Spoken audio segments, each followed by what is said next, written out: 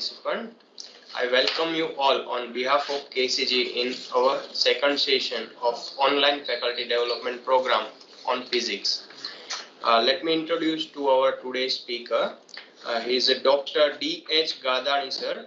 He is Associate Professor at Gujarat University. So, good afternoon, all the teachers and professors from different colleges and universities of all over Gujarat. I am D.H. Gadani from Department of Physics, Gujarat University, Ahmedabad. And I will try to demonstrate some of the C language programs that are useful to you in teaching physics. Or do you know C language? How many of you know the C language? Because I can't see anyone, but I want to know whether you know C language or not. Yes, sir, we are knowing. Yes, nice. So if you know the C language, it is better. And one more advantage is that nowadays the students learn C language in school as well as in college also. So now it becomes easy for us to just use the C language as a tool for the participants. So just let me share my slides and let us start our today's session. Nice, thank you. Okay, whenever you wish, you may just send the message, so I will be able to see. So this is the first slide of my session, that is the use of interactive C language programs in teaching physics. So all of us teach physics, but if we use the C language programs in teaching physics, some of the experiments and some theories becomes very much easy while teaching. So we will see this. But first of all, in the first lecture, let us see that who developed C language. So it is Dennis Ritchie who developed the C language in 1972 at AT&T's Bell Laboratories. You also know that it is popularly used by theoretical physicists as well as experimentalists in computation and modeling. You also know that the C programs written are very much easy to compile into small object-oriented programs that can be executed efficiently. But what I think is that we must give some stress to solve some problems of physics using C language. Generally, even I also taught C language in college. At that time, what we did, that whatever is given in the textbook, that prepare a pyramid or arrange the numbers in ascending order, arrange the numbers in descending order, or pick up the odd number, even number, like that. So that is what is given in the textbook. But that is not useful to the students in terms of physics. But if we slightly modify the example in such a way that they can use the C language programs in learning physics, then what will happen? That students will start to think in terms of physics. So their concepts will become more clear in terms of physics. Of course, their command over the C language will also increase, and they can prepare interactive programs. So you have to run it on the this video, but I hope that it may run completely for all the programs. So just I kept the screenshots. So you all teach physics. It may be a classical mechanics or quantum mechanics or mathematical physics, nuclear physics or statistical mechanics, astronomical physics, spectroscopy, electronics, electrodynamics, molecular physics, crystallography, solar physics, biophysics, nanophysics, hydrophysics, relativistic mechanics, radio physics, or you may consider the experiments of physics. You can see the screen like this. Even we can prepare a rainbow like this with this C language program in the mobile. This is the zoom version of this. You can see that when someone switches on the C language program, so first of all, this type of screen will appear, the keyboard will also appear, there will be some buttons for open some program, compile the program, run the program, and if the keyboard is not available or visible, if you press this button, the keyboard will also become visible. So with the keyboard, students can write the program in the mobile, they can run the program, just compile and run, and they will be able to see the output of the C language program. So now the deficiency of the laptop or computer is avoided by using these mobile apps. So this is one of the app I try to show you. If you make it horizontal, you may see this type of a response in the mobile, or it can be look like this. So here also you can see the buttons: open, compile, run, and keyboard. So if you want to open some saved program, that can also be done. So it looks similar to that whatever you have used. This is the screen as we do in case of computer. The similar type of observation is there. There are some more applications that can be used. So just in the morning I try to find out some applications. So this is also one application, and this is the corresponding link. Even if you search or the students search for the C language compiler, either for the Android or you can say laptop, anything, everywhere this is possible. So just by installing this, and the students can use the C language programs in learning physics. So just we have to assign some problems of physics. So first of all, let us discuss the simple case, that is the damped simple harmonic motion that we teach in physics. So in case of a damped harmonic motion, what happens, that the amplitude of oscillation, and if we increase the damping, it may die down rapidly. So this can be verified using the Excel worksheet also, and if we use the C language program. So I have written the C language program in which you can see that this is the damped simple harmonic oscillations. We can vary the mass of body under simple harmonic oscillation. Initial amplitude of oscillation can be kept fixed. We may keep amplitude between 2 to 10. This is depending on my simulation, whichever I decided. We can vary this value, and correspondingly the amplitude of oscillation can be varied. We can vary the damping coefficient and the force constant. So just for this example, suppose we keep m equal to 0.2 kg, amplitude equal to 5, b equal to 0.1, and force constant equal to suppose 70, then the damped harmonic motion will be represented like this type of oscillations, right? Now we can modify these values. So if we change the values of these coefficients, then the damped motion will slightly be different. So in this case, suppose we take the value, keep the value of m constant, amplitude as 7, b is equal to 0.1, and now I have changed the force constant.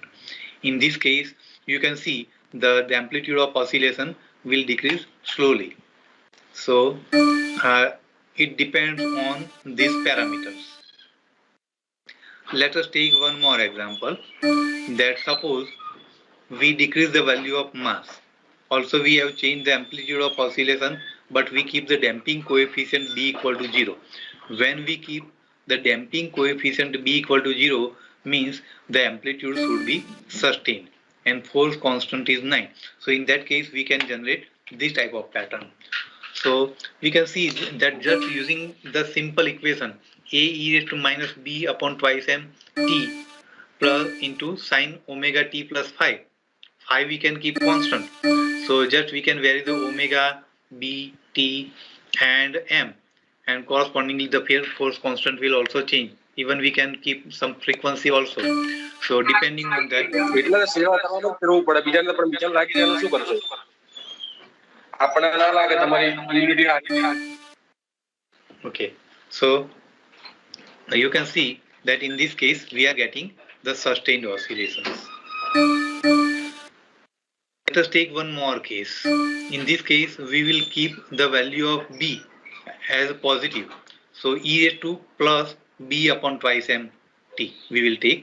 So in this case suppose we keep m equal to 0.1, amplitude is 1, b equal to minus minus plus, it will become plus. Minus time minus will become plus. So in that case we will have growing oscillations. So just by varying the values of these parameters we can generate the damped harmonic motion, sustained oscillation, or you can say growing oscillations. So that was the simple harmonic motion with damped harmonic motion. This is one more example that we can discuss with the students. So in this case we will discuss the Doppler effect. So in I think in SYBSc we teach the Doppler effect, right? So even in the school also the students study the Doppler effect, that according to the Doppler effect what happens, that when a source of sound and an observer are in motion with respect to each other, then the frequency of sound heard by the observer is not the same as that emitted by the source. That is the Doppler effect. So in this case the observer and the source of the sound, one of the two or both may be in motion, or one of them may be steady, or both may be steady, both may be moving towards each other, or may be moving away from each other, or both may be moving in the same direction but with different velocity or the same velocity, and the source of sound is generating frequency, and what is the frequency heard by the observer, that we can easily calculate by using this equation. So you know that v0 is the velocity of the observer, vs is the velocity of the source, this v is the velocity of sound waves, fs is the frequency of sound emitted by the source, and fo is the frequency heard by the observer. So using this equation, just we have to use this equation and put the values. Students can put the values and correspondingly they can calculate the unknown value. So out of these any one will not be given, others will be given, and the student may calculate. So suppose these 5 quantities are given, then student can calculate what is the observed frequency, or if the observed frequency and these quantities are given, then the student can calculate what is the source frequency. Of course in this equation, as you teach, that the velocity in positive direction is considered positive, and in negative direction the velocity of the source or observer is considered negative. So let us take some examples. First of all, I will try to demonstrate using some animation also. So here you can say that this is the source of sound and this is the observer. He is peacefully sitting.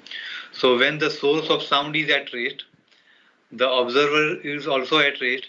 At that time, whatever the frequency emitted by the source will be heard by the observer with the same frequency.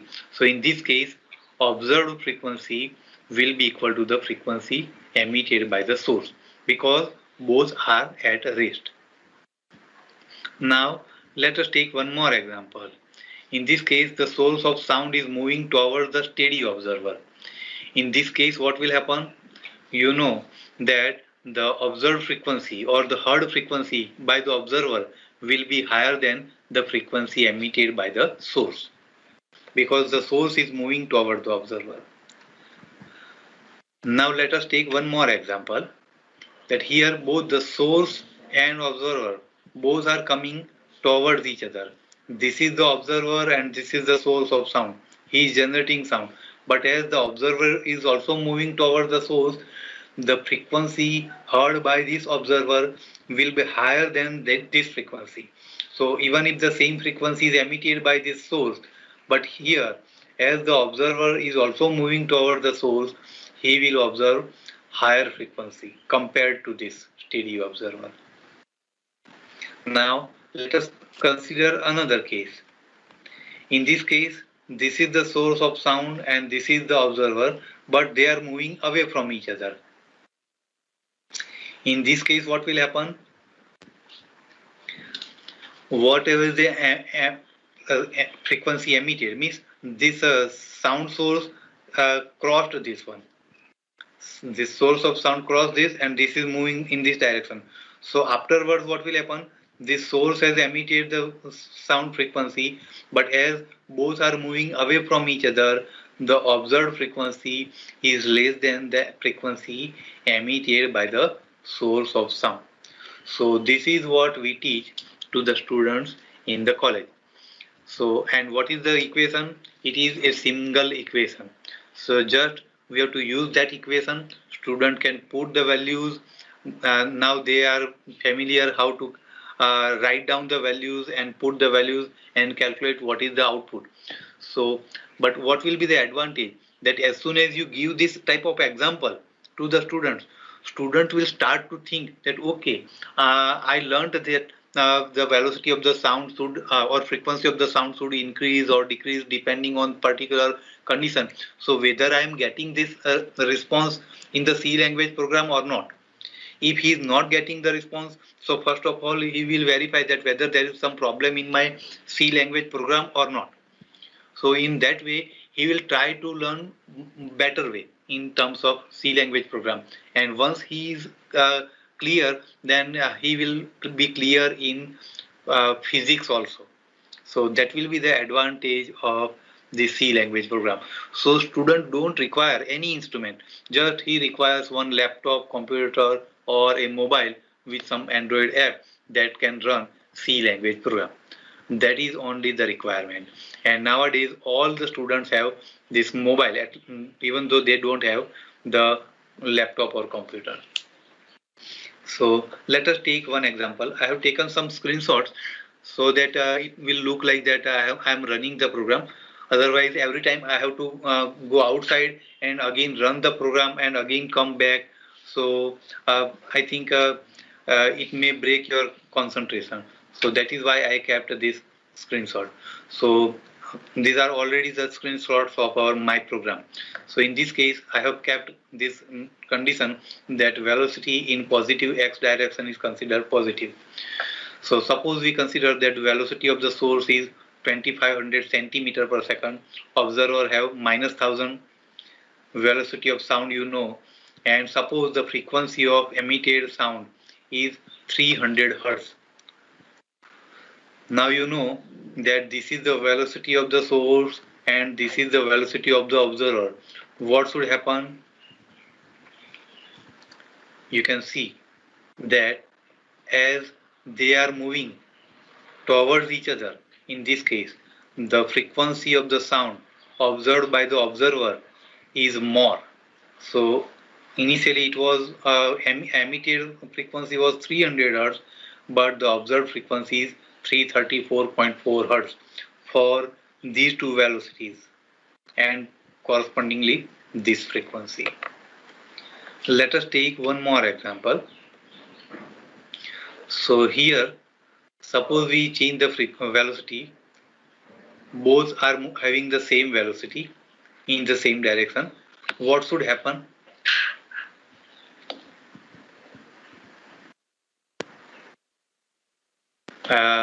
I think you guessed right that as both are moving with same velocity means they are at rest with respect to each other.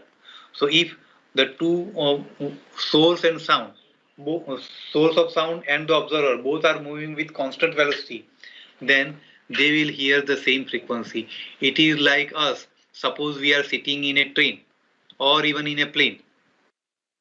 If we are sitting opposite to each other and if someone speaks, even though both are moving with very high velocity of say 400 km per hour, but then also as we are sitting in the same plane, moving in the same direction with the same velocity, there is no change in the frequency. So this is what is observed here. This is one more example. So in this case, this is the velocity of the source, this is the velocity of the observer, velocity of the sound, and correspondingly, in this case, what I have considered that in this case, both are moving away from each other. So in that case, you can see that the frequency of the sound heard by the observer is less than the frequency emitted by the source. So just by using the single equation, student can verify all the possible combinations. So just you have to write down the equation and corresponding program only once. But once he writes, he can verify all the conditions. So it will be a great advantage to the students of physics.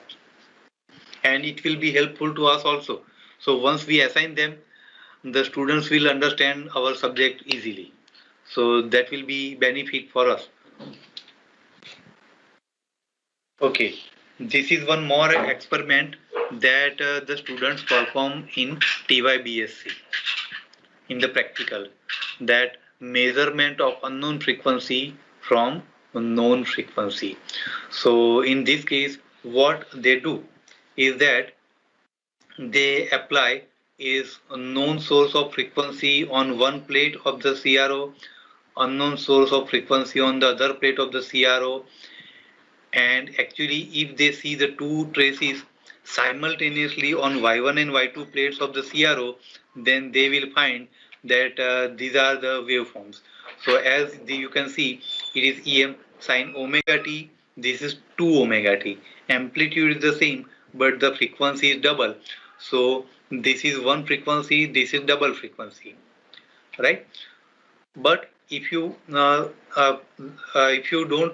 know what is the unknown frequency, then you can apply this on X and Y plates and obtain the Lissajous pattern also. So students perform this experiment with the Lissajous pattern, and they calculate what are the number of intercepts on X and Y axis. So in this case, you can say that on Y axis the intercepts are only 1 and 2. On the x-axis, the intercepts are 1, 2, 3, and 4, right? And then they can calculate the unknown frequency f1 like this equation, that number of intercepts on y-axis divided by number of intercepts on x-axis multiplied by known frequency. So by using these equations, student calculate the unknown frequency.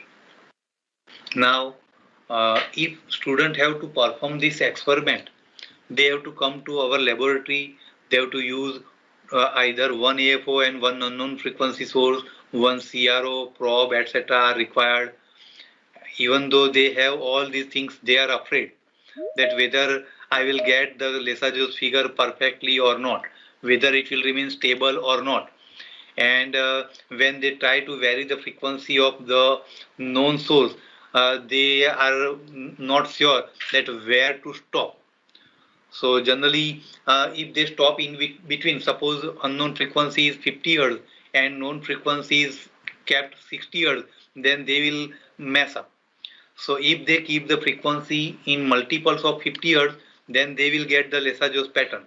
But if it is not in steps of like that, then they will be misguided and they will get confused. But if they use the simple C language program, only these two equations, only you have to use these two equations and they can generate this type of pattern. So let us see that suppose in this case I kept this, say unknown frequency is say 50 Hz. If we keep both as 50 Hz, what will happen? We should get a circle. So as both have same frequency, we can see only one trace and we will get a circle.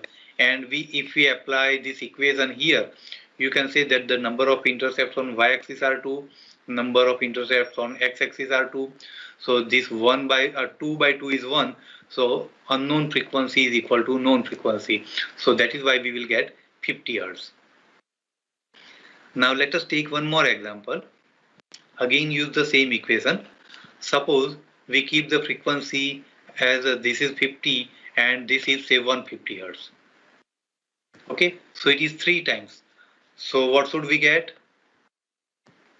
we will get this type of pattern. Now in this case you can see that this is the waveform corresponding to 50 Hz and this is 150 Hz. So in one sine wave there will be three sine waves, 1, 2 and 3. So you can see that if they see the Y1 and Y2 traces on the CRO, they will see this type of waveforms.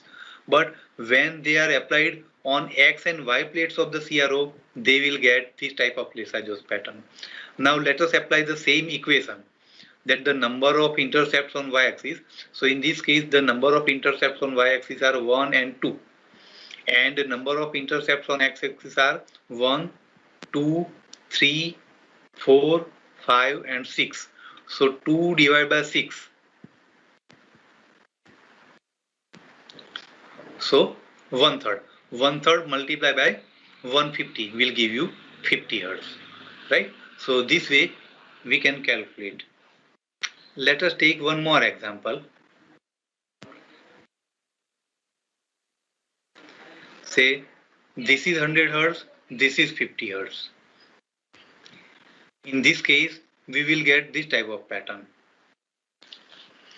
So what will happen, as this is 100 Hz, so one wave, two waves, and in two waves this is only one wave of 50 Hz, right?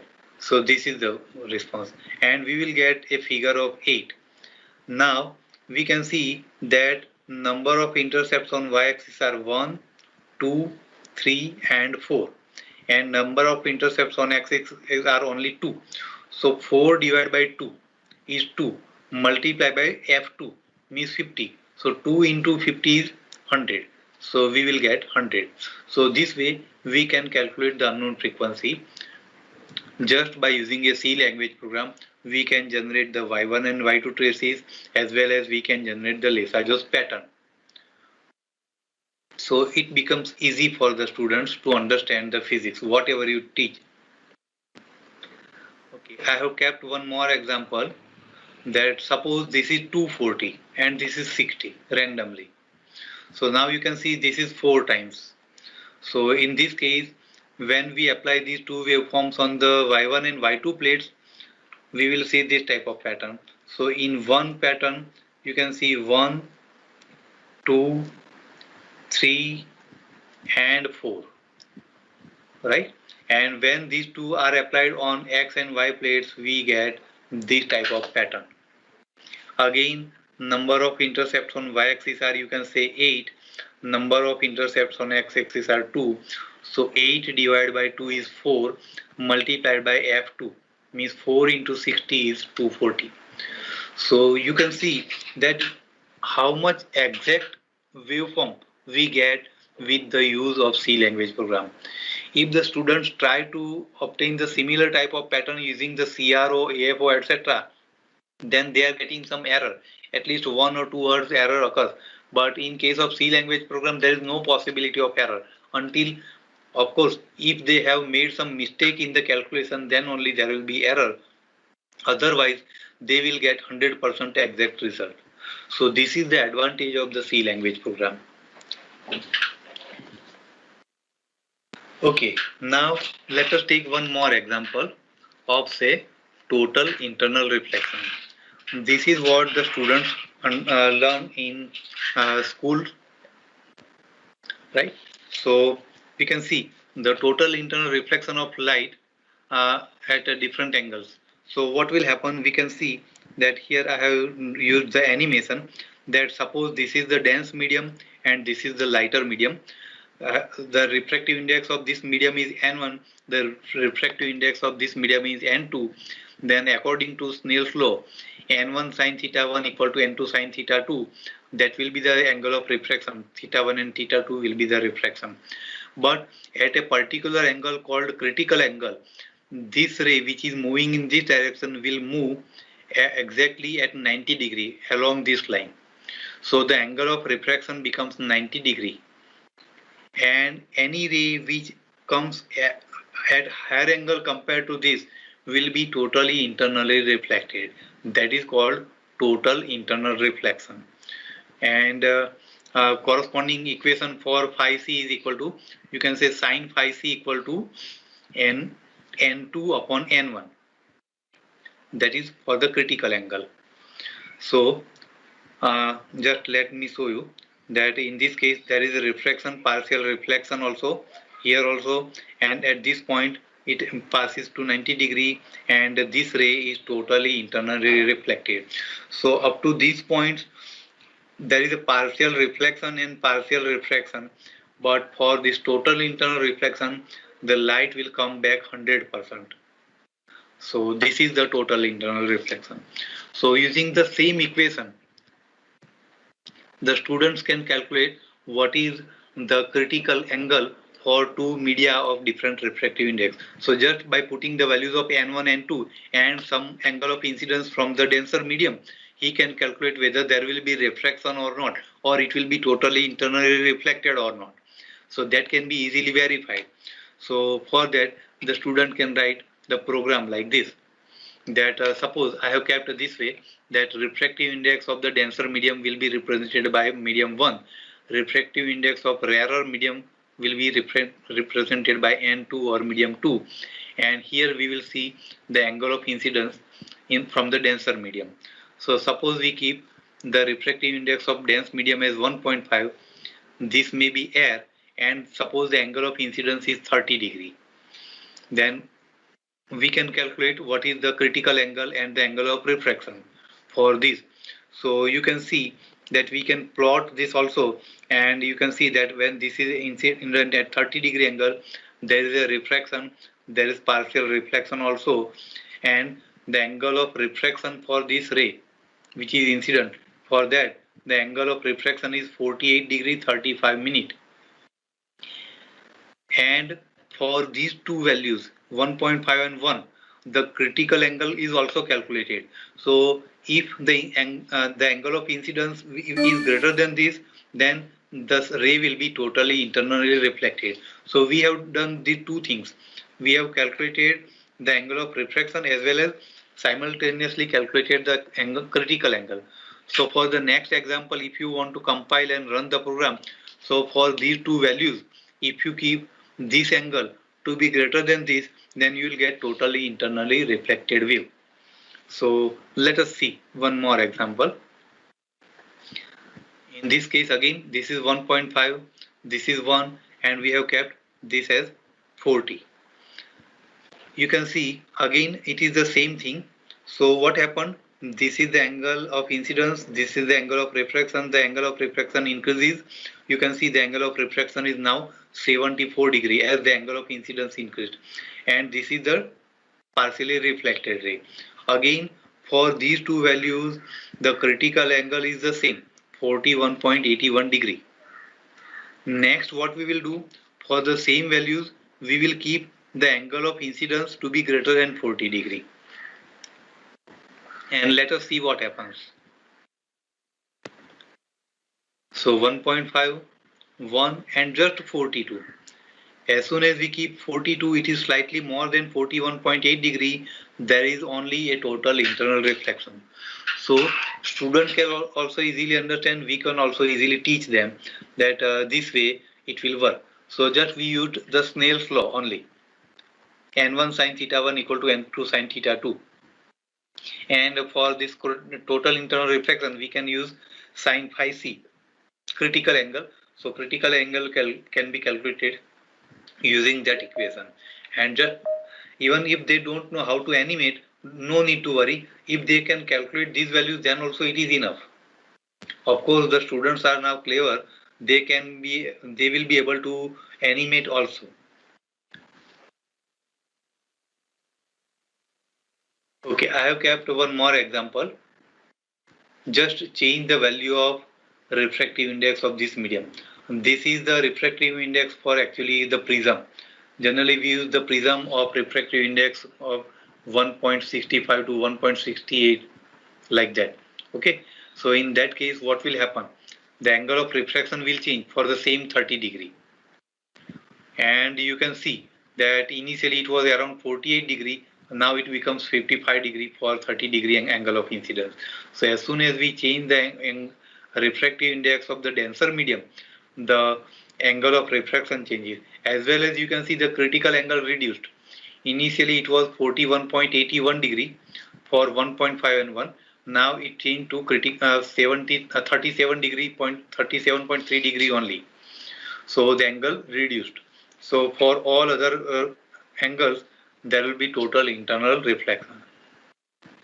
So this way the students can verify the law of total internal reflection or the refraction of light.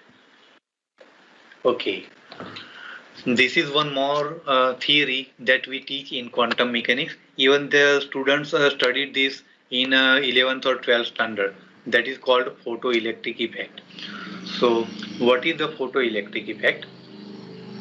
According to photoelectric effect, when a photon of light energy E equal to h nu greater than W, work function of the metal, is incident on the surface of the metal, it will emit the electron from the surface of the metal. If the energy of the photon h nu is less than W, then it will not emit the electron from the surface of the metal.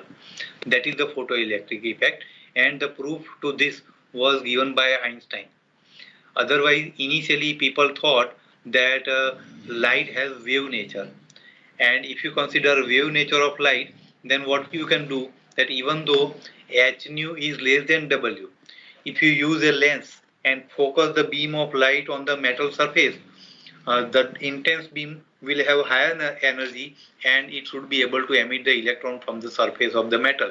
But even if you increase the intensity for h nu less than W, no electron is liberated from the surface of the metal.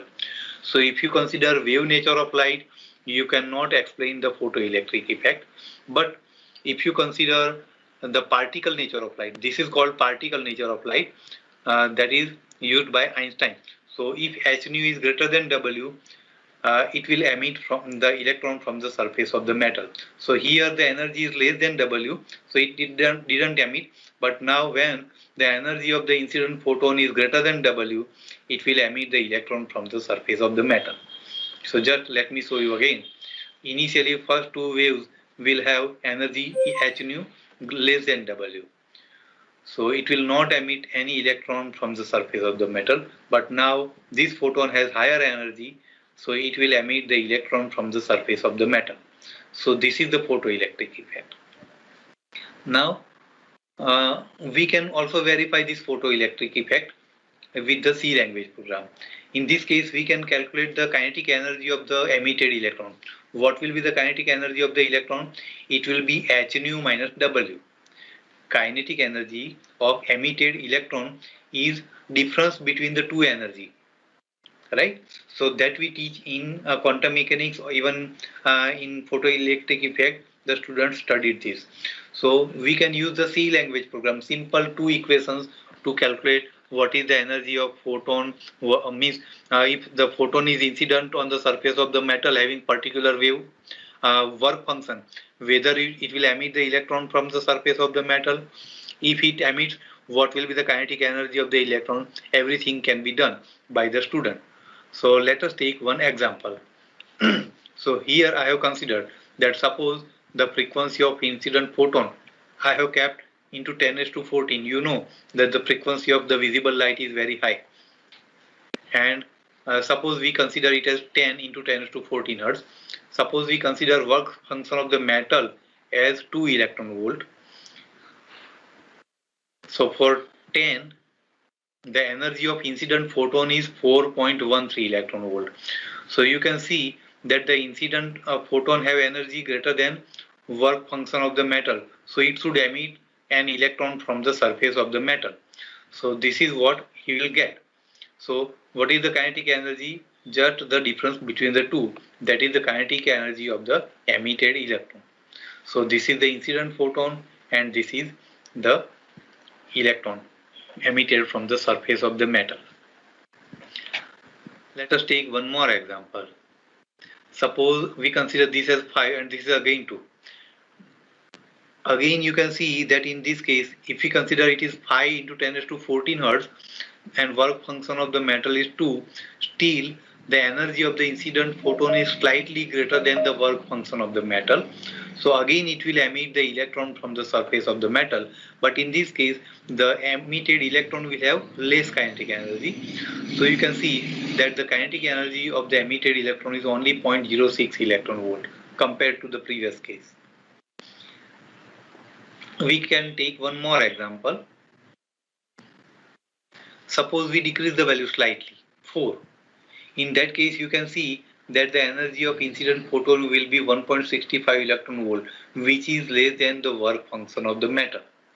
So as soon as the energy of the incident photon is less than work function of the metal, it should not emit an electron from the surface of the metal, and that can be verified from that equation.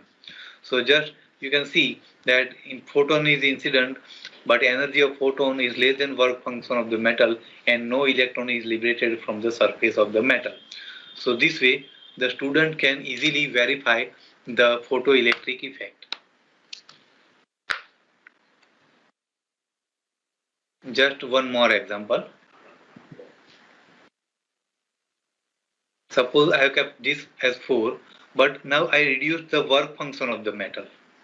So for the 4, the incident energy of the photon is 1.65, but if the work function of the metal itself is less than the incident energy of the photon, then again it will emit the electron from the surface of the metal.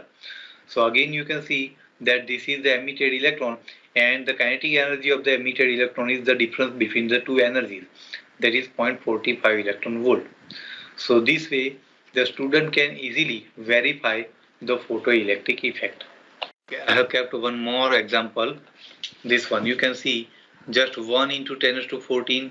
The work function of the metal is also 0.6, but correspondingly the energy of the incident photon is less than the work function of the metal, and no electron is emitted from the surface of the metal.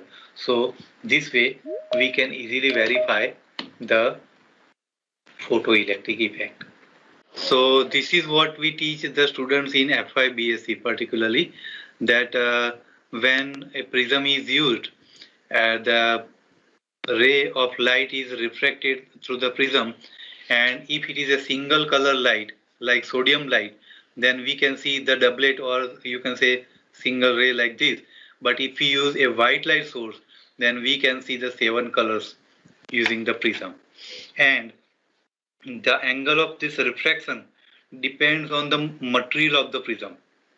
That we verified in case of total internal reflection, that as the refractive index of this material is increasing, correspondingly the angle of refraction goes on increasing. And this is the equation. Using this equation, the students can calculate the refractive index of the material of the prism. There's sine A plus delta m divided by 2 upon sine A by 2, where A is the angle of prism, 60 degree divided by 2 means 30 degree you will get, and delta m is called angle of minimum deviation, right? Now we can reverse this equation and we can calculate what will be the angle of refraction for the particular ray of light.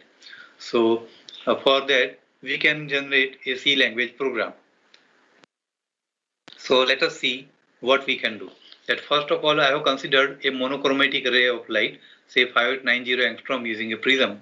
And what we will do, that we will consider the refractive index of material of the prism as some fixed value, and we will calculate what will be the angle of minimum deviation for that prism for this wavelength of light.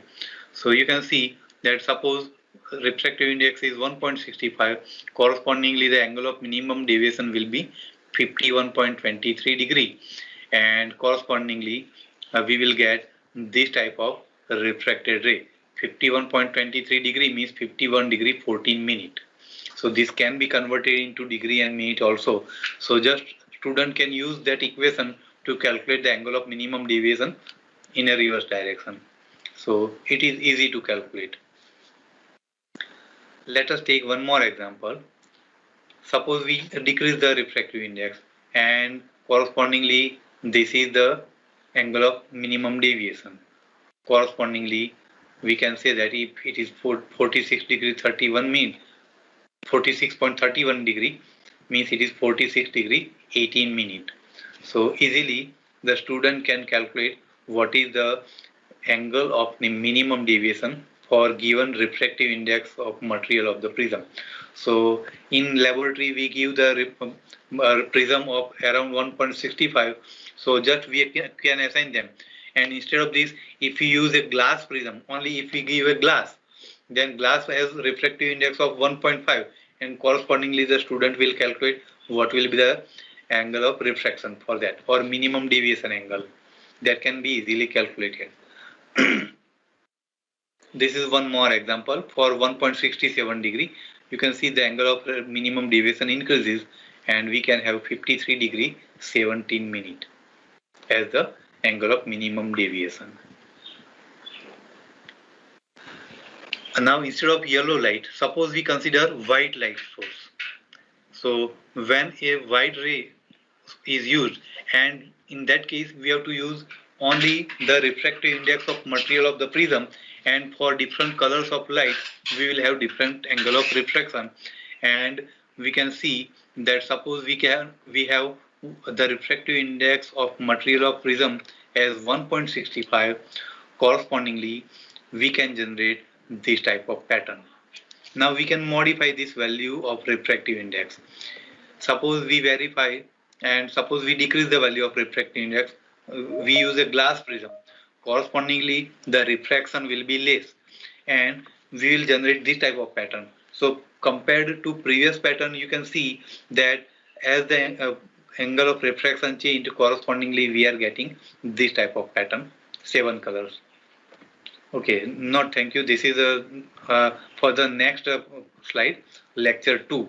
So just let me continue. This is what we teach to the students in quantum mechanics, the stationary states of simple harmonic oscillator, and the students calculate the energy eigenvalues of simple harmonic oscillator as n plus 1/2 h cross omega c, right? And corresponding eigenfunctions are represented by un rho equal to nn e raised to minus half rho square hn rho, where value of n after normalization of the wave function, and you know that rho equal to alpha x. This is what we teach in TYBSc, right? So when students solve the eigenvalue equation for simple harmonic oscillator, they get the energy eigenvalues as well as the energy eigenfunctions like this.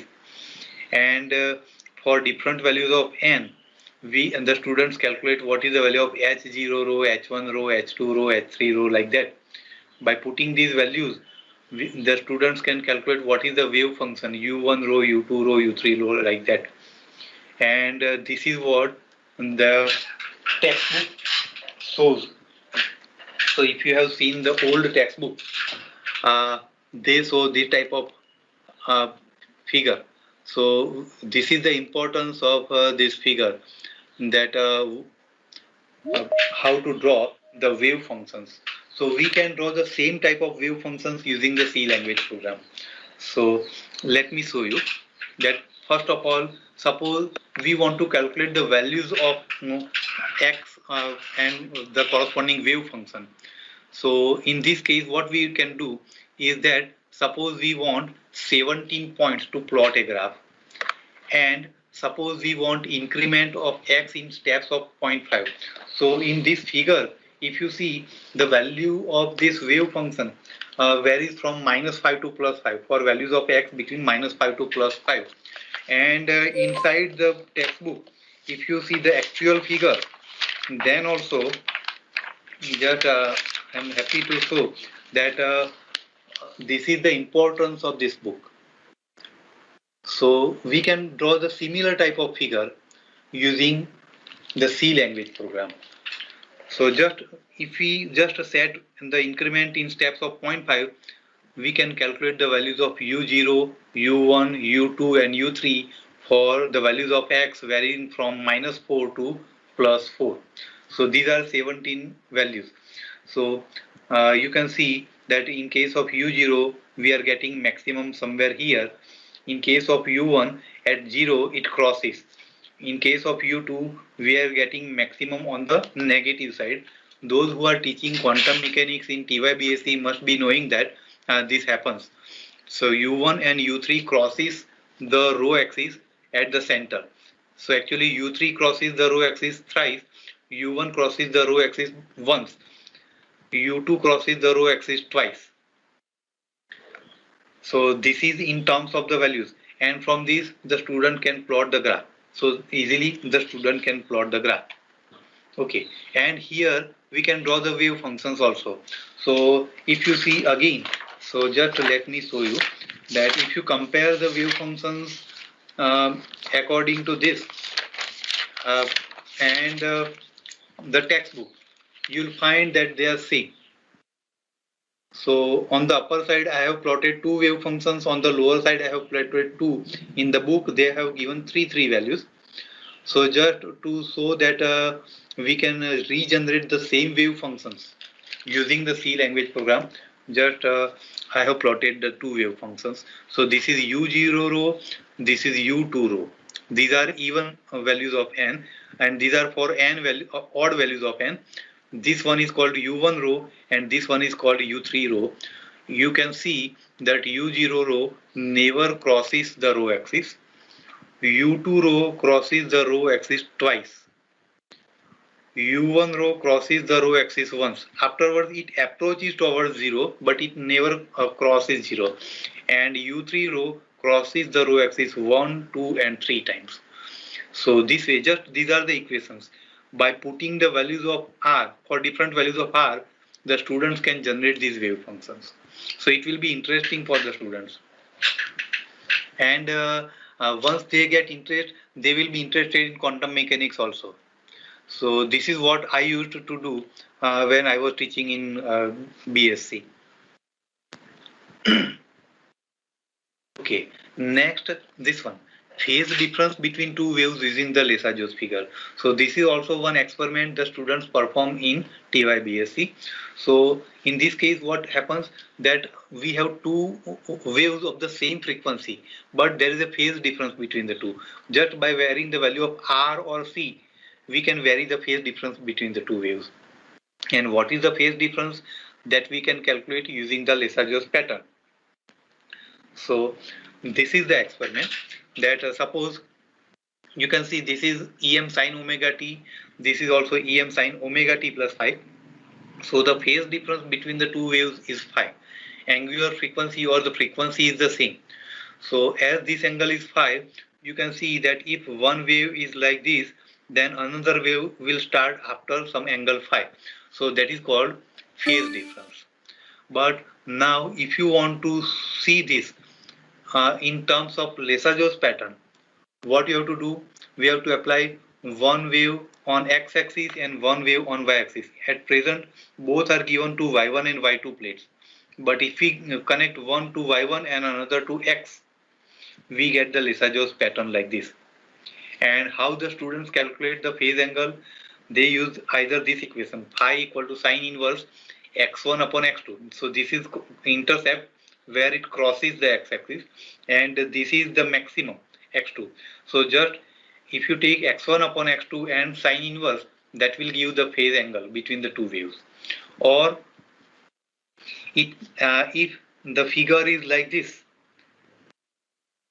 then you can use this equation. So in this case again you can see this is x1 and x2. In that case phi will be equal to 180 degree minus sine inverse x1 upon x2. So in this case phi is greater than 90 degree. In this case phi is less than 90 degree. Okay, so we can verify the same experiment using the C language program. No need of any AFO, CRO, R, resistance, capacitor, nothing. Just a proper understanding of the two equations and proper understanding of C language program.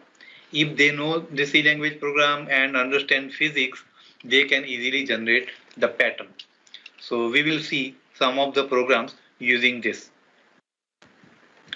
So let us see. So here I have written the Lissajous figure for two sine waves of same frequency having a phase difference. So we will introduce some phase difference. Suppose we keep the phase difference between the two waves to be 30 degree for the same frequency of the waves. So as soon as we introduce a phase difference of 30 degree between the two waves, these are the two waves having 30 degree phase difference, but a pattern like this will be generated, and students can easily calculate from x1, x2 what is the angle phi. So this is the Lissajous pattern. Now we can modify this angle. So let us see. Suppose we increase the angle to 45 degree. If the angle between the two is 45 degree, what will happen? We will get this type of pattern. So correspondingly from the values of x1 and x2, student can calculate what is the phase difference between the two waves. So between these two, this is 90 degree, so this is 45 degree. So angle between the two is 45 degree. You can easily see. Next, let us see one more example.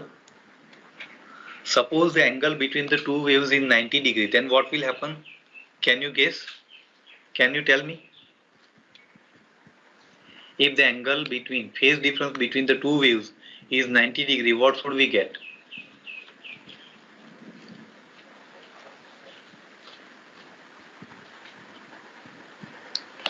If you are teaching this phase difference measurement using CRO in college, then you must have observed. And if you are not teaching, then it's okay. Then you can see that just by using these two equations, we can verify that we will get this type of circle, because you can see that when this is at 0, at that time this is maximum, and when this is 0, at that time this is maximum.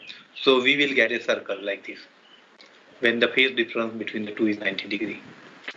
Next, suppose it is 135 degree. Correspondingly, we will get the Lissajous pattern in this direction. As we have seen that according to this equation, we can calculate what is the phase difference, right? So this is the waveform seen on the Y1 and Y2 plate. We can see the Lissajous pattern when we apply the two waves on X and Y plates. Next, let us take one more example. Suppose the phase difference between the two waves is 0, then what should happen? Any guess?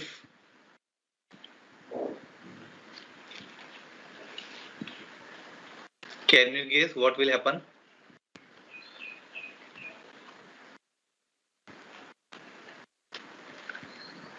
Okay, so it will be a line.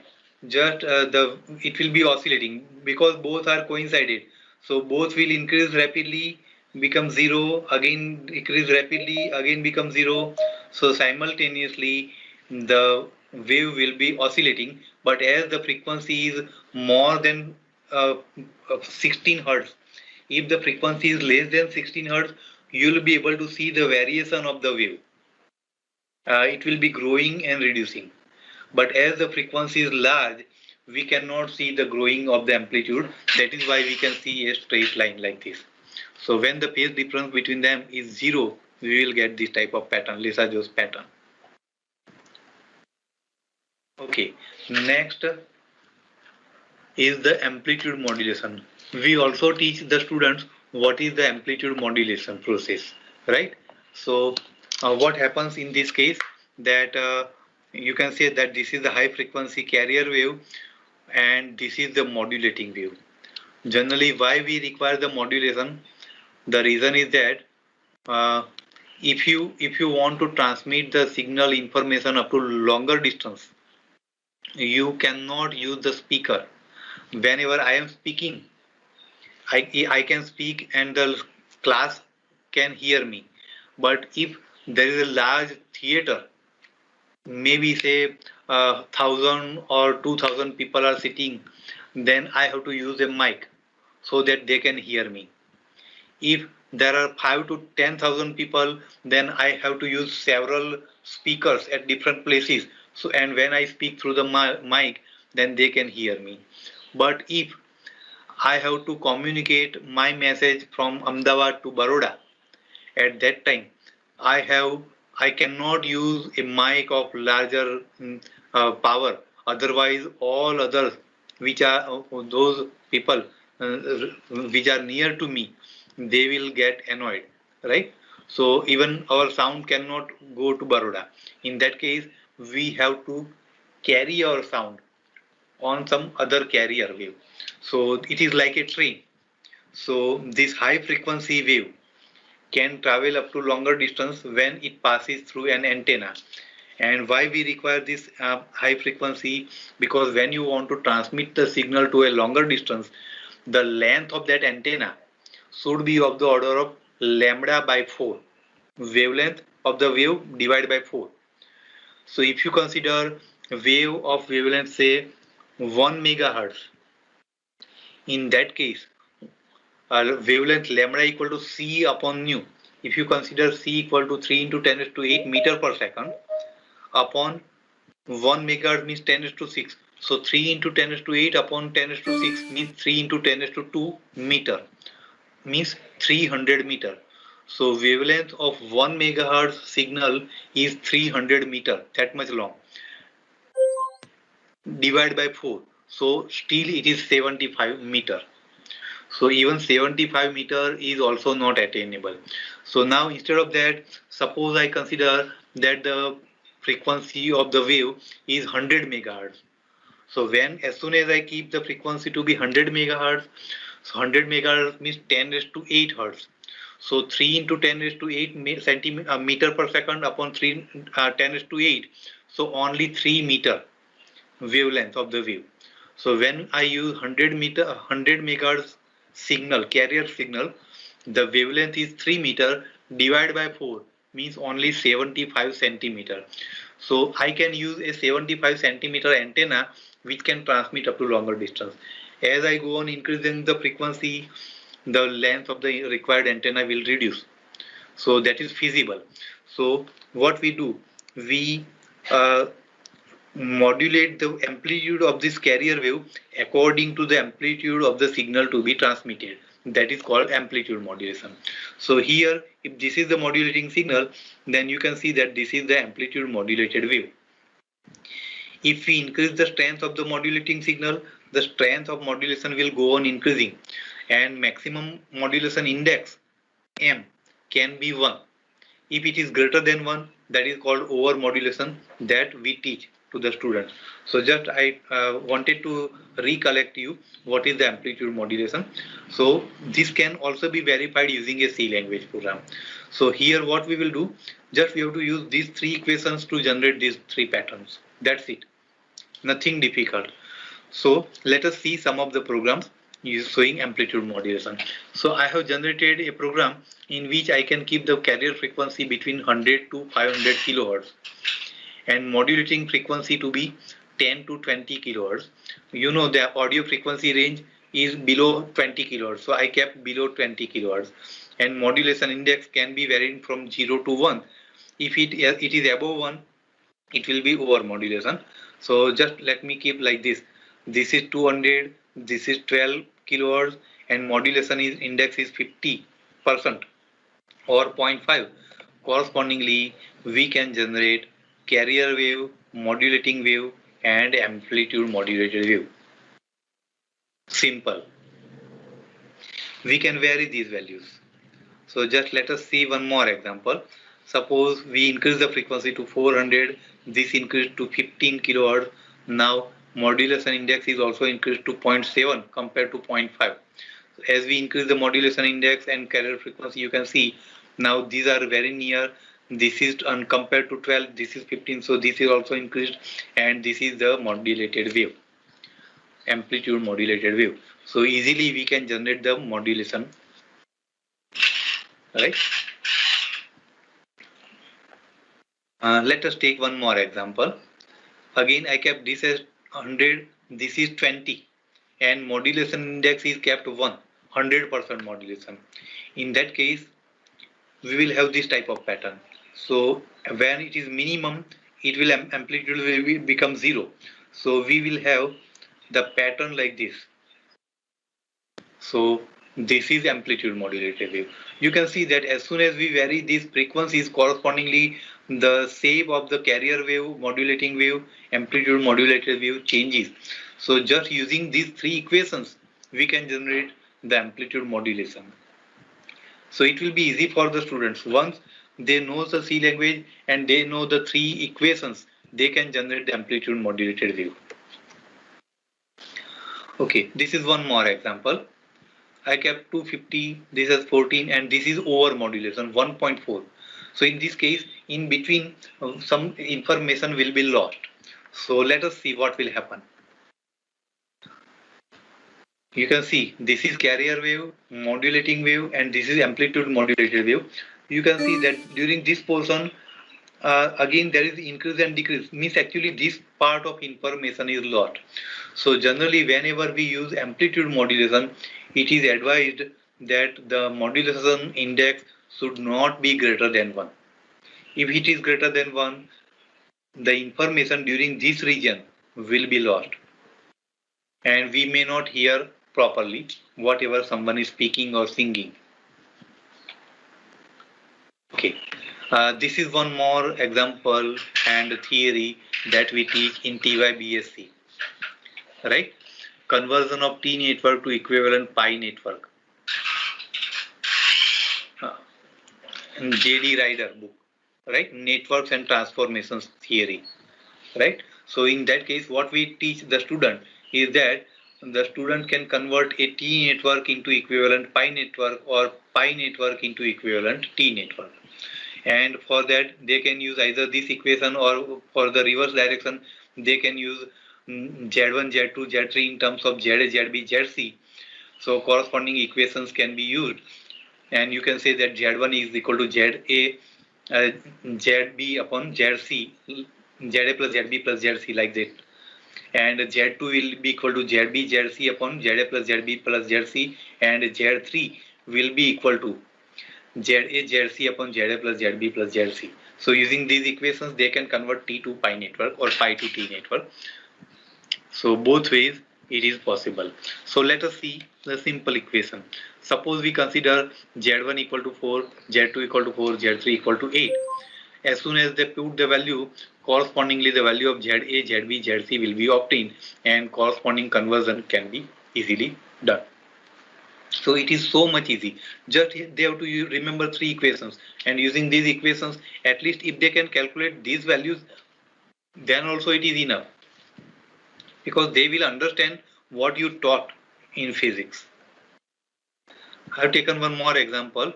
Suppose this is 2, 4 and 6. Correspondingly, you can see the pi network has 11, 7.3 and 22 ohm resistance. So easily the T network can be converted to pi network. Okay. This is one more circuit that they study in TYBSc, even in SYBSc also, that a voltage divider with emitter bias. In SYBSc they have an experiment that when the temperature of the transistor increases, the Q point shifts or not. So when you use the voltage divider with emitter bias, the shifting of the Q point is less compared to the fixed bias or collector to base bias circuit, right? In fixed bias circuit, as you increase the temperature, the quiescent point rises on the DC load line, right? So, and how to design this common emitter amplifier? So if the student knows only these values, he can generate the values of R1, R2, RC, RE, etc. So he can calculate the values of the components required to prepare a common emitter amplifier circuit. So let us take one more example, that suppose we want to design a voltage divider with emitter bias circuit for which the transistor is given with HF equal to 100, VBE is say 0.6 volt, required current is suppose 2 milliampere, VCC suppose we are applying 12 volt, and suppose we want to keep the lower cutoff frequency as 20 hertz. As soon as we put or the student puts the values in the corresponding equations, he can generate what is the required value of R1, R2, RC, RE, CE, etc. All the values will be calculated. Also, the coupling capacitor values are also calculated for these values. So, student can easily calculate and convert the values to calculate the values of the required components in a common emitter amplifier circuit. Okay, so it will become easy for the student to prepare a circuit. Let me take one more example. Suppose we increase the value of HFE. VBE will be the same for the silicon transistor, 0.6. If it is germanium transistor, then it will be reduced to 0.1 or 0.3. Current is suppose 2 milliampere, VCC 12 volt. And suppose we consider lower cutoff frequency as 50 compared to 20 hertz. Then again, the value of capacitors, resistors, everything can be calculated using these equations, and corresponding common emitter amplifier circuit can be designed. So you can see how much useful is the C language program to generate the values of the required components in a circuit. Okay, this is one more experiment that we teach in SYBSC, that is the goniometer, right? Even in the 11th, 12th standard also, the students learn the lens system, that when two lenses of focal length f1 and f2 are placed at some distance d, separating the two, then what will be the equivalent focal length of the lens system, and they calculate the equivalent focal length f using this equation. So just keep this equation as it is and give the values of f1, f2 and d. The student can calculate the value of f, equivalent focal length, right? So it is easy. Even the student may not be able to animate this type of pattern, no need to worry. If he can calculate what will be the equivalent focal length, then also it is enough, because he will understand what happens to the equivalent focal length of a lens system. So this way it can be done, and we will see some of the examples based on this. That suppose the focal length of the first lens is say 20 centimeter. Generally we give 20 centimeter focal length lenses in practicals. So suppose the focal length of another lens is 30 centimeter and the student keep the distance between the two lenses as 3 centimeter. Then what will be the equivalent focal length? So you can say that the equivalent focal length of the lens system will be 12.8 centimeter. So for parallel rays coming from one side, they will coincide at one point which is 12.8 centimeter from this length. So it can be easily calculated using that equation. So it is simple one. Again, you can see, suppose we keep the two lenses of the same focal length and the distance between the two is increased to 5 centimeter compared to 3. Then correspondingly you can see the separation between the two lenses is increased and corresponding equivalent focal length is 11.4 centimeter using the same equation. One more example. Suppose the focal length of one lens is 20, another has 20. Now we decrease the distance between the two lenses. In that case, using the C language program, student can calculate that the equivalent focal length of the lens system is 10.5 centimeter. So once he decides, then he can easily put the pin at particular point and he can verify. Okay, this is one more interesting experiment that the students do in F5BSc, Newton's rings experiment. They are afraid of this experiment. The reason is only the microscope, not the Newton's rings experiment. Of course, they are afraid of where to see the rings and how to set this lens. So if you may have observed that whenever the student has the experiment of diaphragm, he is afraid. So 50% he will be demoralized. But we can make him easy just using the C language program. We can calculate the radius of curvature of the lens in this experiment using this equation, right? So just we can use this equation and we can use the C language programs. But in this case, we can generate the patterns like this, Newton's rings, using this equation. And one more advantage of the C language program is that we can vary the wavelength also. if you change the wavelength, correspondingly the color will change. Also, the spacing between the pattern will also change. So that I want to show you, and it will be very much interesting for you. That if the student can perform this at home, he will be very much happy to see this.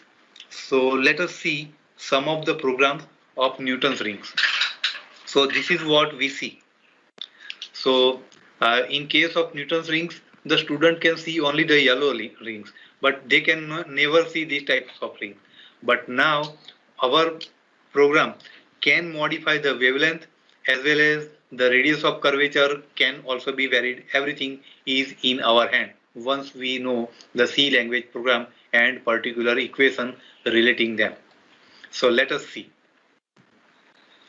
So what I have done here, that this is the experiment of Newton's rings. We will consider some wavelength of the light in angstrom. Suppose I keep 4500 angstrom. You know that the wavelength of yellow light or sodium light is around 6000 angstrom. But now I have kept 4500 angstrom.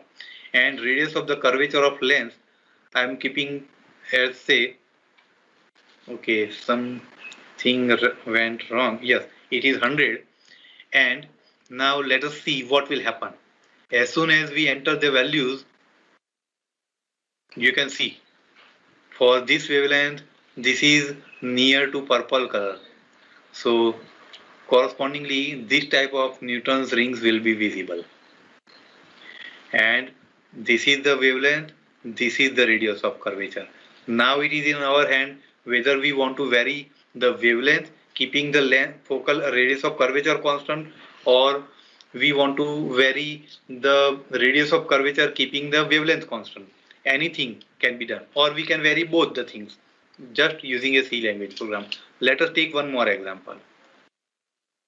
See, this is 5890 angstrom. This is yellow wavelength, sodium lamp. Again, I kept 100, radius of curvature is the same, but now you can see the diameter increased for this wavelength. So, and we can see the yellow pattern for this plate, right? Let us take one more example. Wavelength of light in angstrom, again increased 6400, it is near to red color, you know. And radius of the curvature of lens, again I kept 100. What should happen? You can see the pattern. Again the diameter increased slightly and the Newton ring pattern is generated. So we can easily generate the Newton's rings pattern. Actually we want to show that what will happen. This is the physics behind the experiment. But in laboratory our limitation is that we can only vary the radius of curvature of the lens. We cannot vary the wavelength of the light due to limitation of the funds, right? Of course, we can vary the wavelength of the light if we have filters of different colors, but that require particular single wavelength filters. Then we will get better results.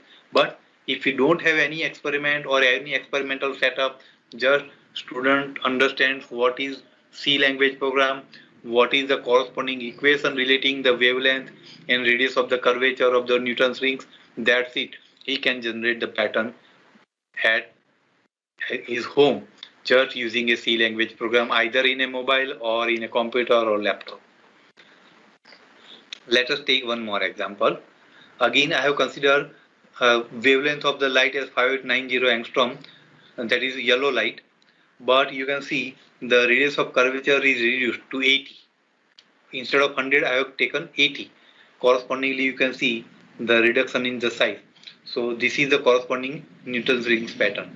So you can see that if we keep the wavelength constant and vary the radius of curvature of the lens, then also the pattern will change. So that is what student can easily understand using the C language program.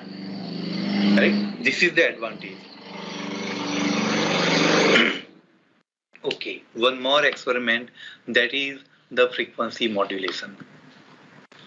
This is also what we teach in BSc. So in case of frequency modulation, what happens, that this is the carrier wave, this is the modulating wave, then in frequency modulation, the frequency of the carrier wave varies in accordance with the amplitude of the modulating wave. Means when the amplitude of the modulating wave is 0, at that time this is the carrier frequency. When the amplitude of modulation of the modulating wave increases, the carrier frequency increases. Again, when the amplitude of the modulating wave is 0, we have the carrier frequency. When the amplitude of the modulating wave is negative minimum, at that time carrier frequency is minimum. Then again it decreases. So frequency increases, decreases, increases, decreases like this. So it depends on the amplitude and frequency of the modulating wave. And this is the corresponding equation. This is the modulating wave, this is the carrier wave, and this is the frequency modulated wave. This is the modulation index for that. Okay, so if the student uses these three equations, he can calculate what is the modulation index, or if the modulation index is given, he can generate the frequency modulated wave. So let us see that suppose I have designed the program in such a way that I can vary the frequency from 100 to 200 kilohertz and modulating frequency from 10 to 20 kilohertz. In case of frequency modulation, the modulation index, if it is greater than 1, we will see better waveforms. So that is why I have kept it greater than 1. So suppose this is 200, this is 18, and I have kept this as 6.6 in frequency modulation. Correspondingly, we can see and we can generate the frequency modulated wave like this. This is the modulating wave, this is the carrier wave, and this is frequency modulated wave. Let us take one more example. 150, 12, and modulation index slightly decreased to 4. Correspondingly, we can see this is the pattern of frequency modulated wave for the given value of carrier and modulating frequency. Right? These are the corresponding equations. You can see 150 is here, this 12 kilohertz is here. Let us take one more example. I have kept this as 100, this is 20, slightly reduced the modulation index. In this case, this type of pattern will be observed. So just by varying the values of these three parameters, student can easily generate what will be the corresponding frequency modulated wave. And it is difficult to generate the frequency modulated wave. The corresponding circuit is slightly complex compared to amplitude modulation circuit. But if student don't have anything, just using the C language program, he can generate the frequency modulated wave also. This is the beauty of the C language. This is a simple example of digital electronics, that is the De Morgan's theorem. In this case, the students prove that A bar plus B bar equal to AB whole bar, right? Like this. So this is A, this is bar, so this is OR gate. So A bar plus B bar is equivalent to AB NAND gate, means bar. And this way they can generate the table. Now the C language program can be done in such a way that we can generate the same type of table to verify the De Morgan's theorem.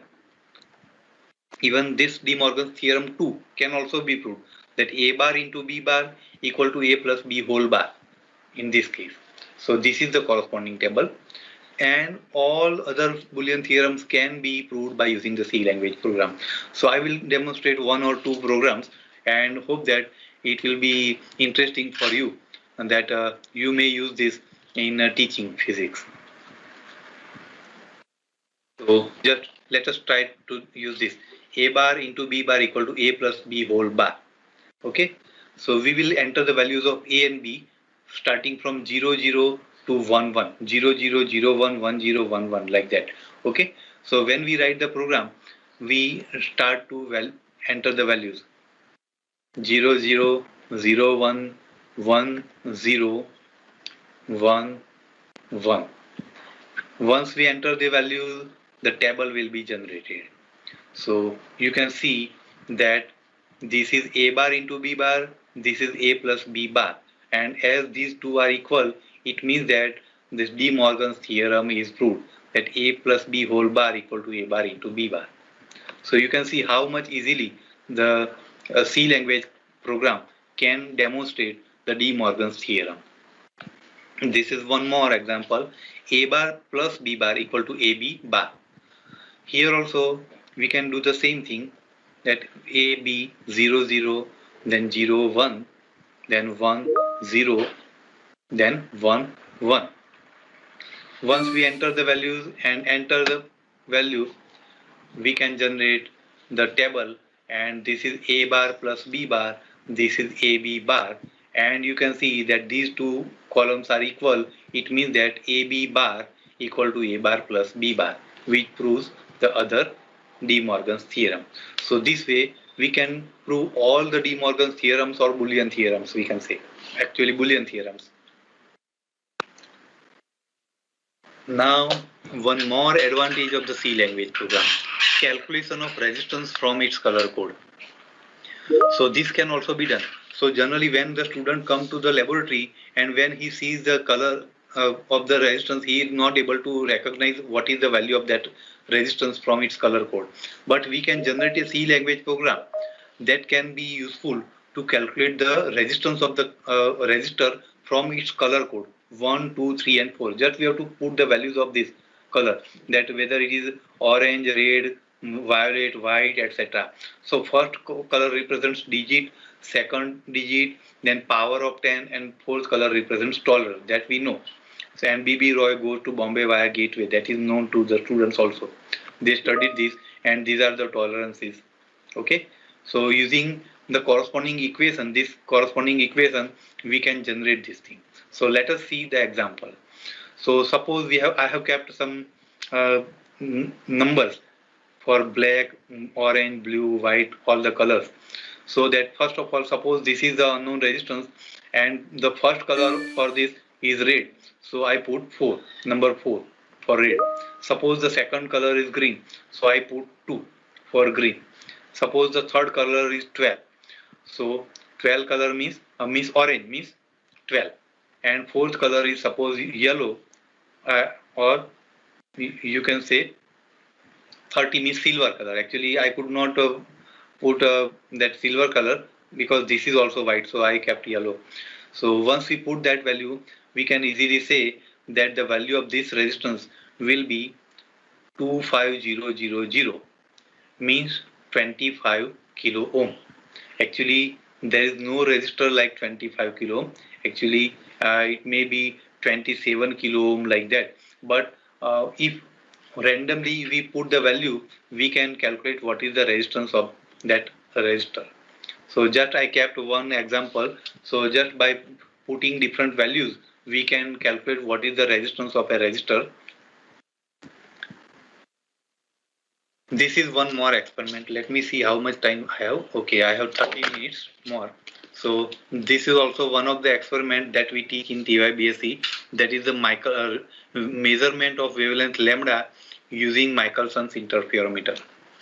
In this case, what we do, that this is semi-silver glass plate. So when a ray of light is incident on it, it passes through this and gets reflected like this. Let me show you the animation. So light comes, it passes through this, then it is divided in two parts, reflected back, and again at this point we can see the pattern. Okay, just let me show you again. The light ray is coming from the partial reflection, it is getting refracted, means it passes through this as well as reflected. And as it passes twice through this region, that is why we use this additional glass plate for compensation of the path difference. And here we see the pattern. Now when these two mirrors are exactly perpendicular, at that time we see the rings. But if there is some angle like this, less than 90 degree, we will see this type of pattern. If the angle between the two is like this, we will see this type of pattern. And when they are perpendicular, we will see this type of pattern. And we can move this mirror correspondingly. We can see that the ring will grow or shrink. So this is the movable mirror, and this is the mirror which can be oriented in different directions. That is what the students do in practicals. Okay, so we can easily generate this type of pattern using the Michelson's interferometer experiment. So just let me show you that if the angle between the two is say 90.2 degree, slightly more than slight angle is there, then we will see this type of pattern. If the angle is slightly less than 90 degree, we will see this type of pattern. And when these two are exactly perpendicular to each other, at that time we will see the circular rings. So this way the students can also verify that how the Michelson's interferometer can be used to generate the pattern, right? So this is the experiment verification. Okay, now this is more simple experiment, the conversion of binary number to the decimal number. We know that we can convert a binary number into decimal number using this equation. So at present I have prepared a program that can generate that can convert a binary number starting from 0000 to 11111, 5 digits. So let us see, and just we have to put the values here, whether it is 0, 2 raised to 0, 2 raised to 1, 2 raised to 2, 2 raised to 3, 2 raised to 4, like that. So if all are 1, this will be added like this. So just let us see. Suppose we consider that the binary number is 10111. Then correspondingly we can say that the equivalent decimal number will be 23. You may verify this. So correspondingly it should generate the same decimal number. So a simple program, but it will be interactive, so that student can play with the number and he can understand how the physics works. So whatever you teach, that will become interesting and interactive. That is why I told that C can be used as interactive and interesting tool to learn physics. Yes, this is one more experiment that is called full wave bridge rectifier. So students use this primary 230 volt, it is step down transformer, bridge rectifier is used, correspondingly the rectified output is generated across the load. Okay, the same thing can be generated using a C language program. So let us see. We can vary the frequency also in this case and the amplitude of the secondary of the transformer. So just I kept 50 Hertz and the amplitude as 9 volt. Correspondingly, this is the input voltage and this is the rectified output voltage. We can vary any of the two or both the parameters. So just we can verify how the bridge rectifier will work. Frequency kept constant, but the voltage is increased. Correspondingly, you can see this is the rectified output voltage. One more example, the frequency is reduced, voltage is kept 12 volt, correspondingly you can see what will happen. So we can easily verify. In case of our lab, we have transformer which can convert 50 Hz to 50 Hz only, just a step down. So that is in our hand. But with the C language program, we can vary the frequency also, not only amplitude. Even amplitude also can be varied with the C language program, not a fixed transformer. This is what we teach in TYBSc, op-amp as inverting amplifier. So when we use inverting amplifier, the input is given, output is amplified, and the gain of the amplifier is decided by minus RF upon R1, right? That we teach. So we can generate this type of waveforms using the C language program also.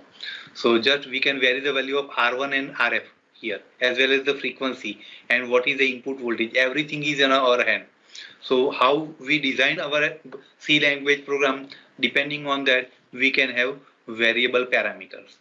So suppose I keep R1 equal to 1 kilo ohm, RF equal to 5 kilo ohm, input frequency is, and correspondingly we can put that the gain is minus 5 because minus RF is minus 5. So the amplitude, and you can see the difference between the two.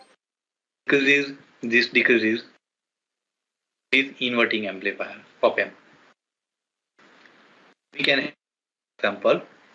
This is so just minus 1.5 voltage. Frequency is increased to 10. This increase instead of 0.1 volt. You can see that the pattern 1.5. Let us take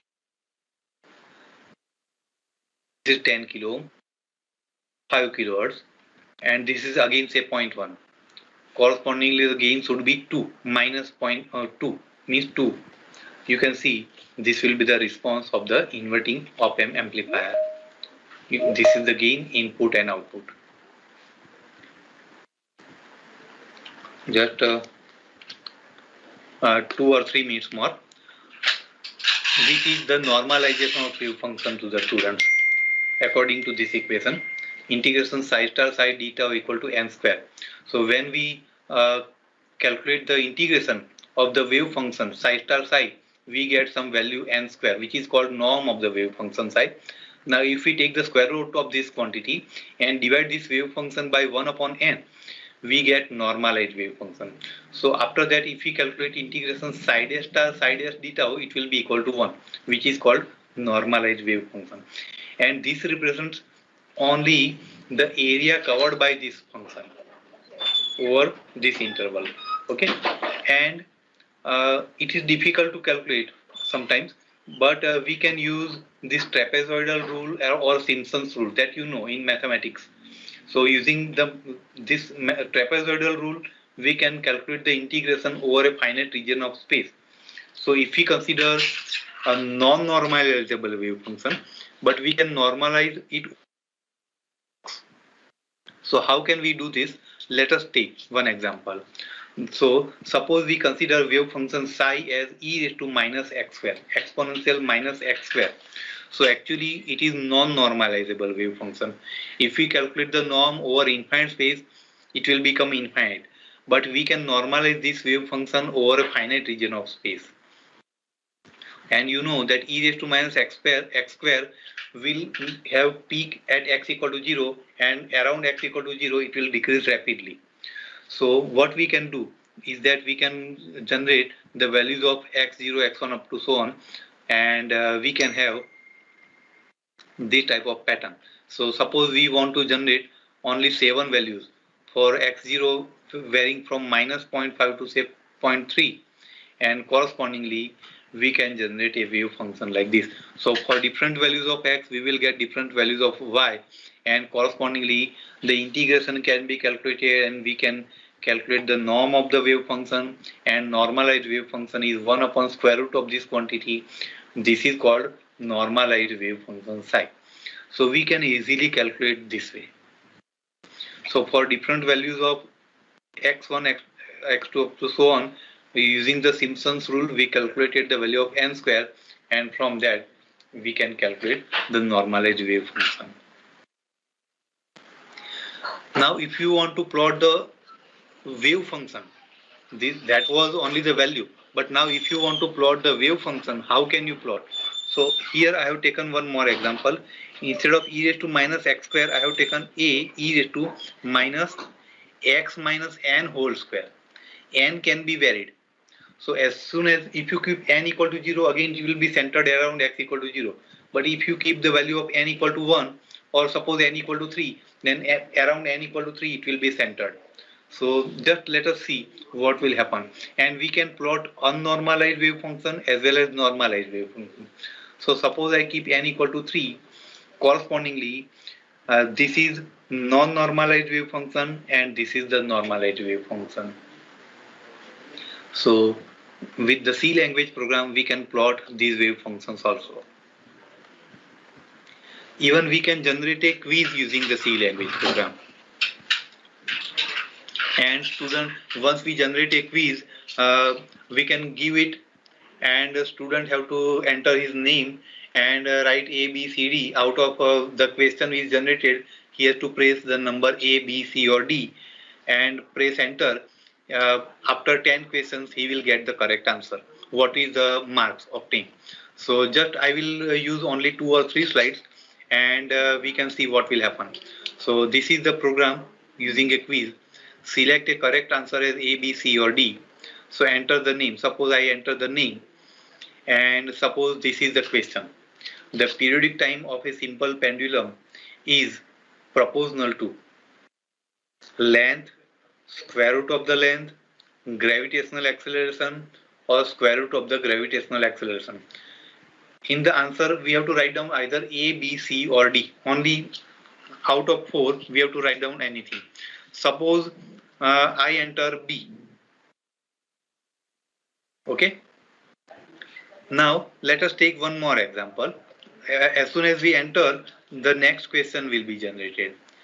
So second question is, the SI unit of strain is it A, B, C or D? We have to write down the answer as either A, B, C or D.